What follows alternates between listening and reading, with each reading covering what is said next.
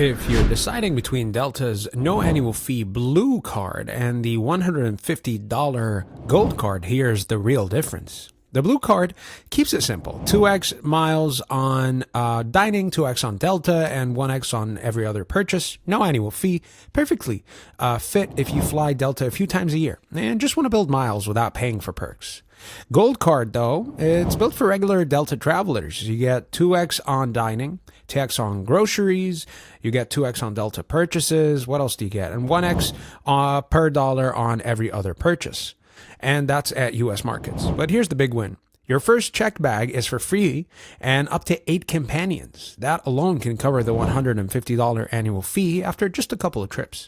You'll also get priority boarding and a better welcome bonus, which makes it easier to rack up SkyMiles fast. Blue cardholders like the simplicity, but many say they eventually upgrade once baggage fees add up. Gold users, meanwhile, call the free bag benefit a no-brainer if you fly Delta more than twice a year.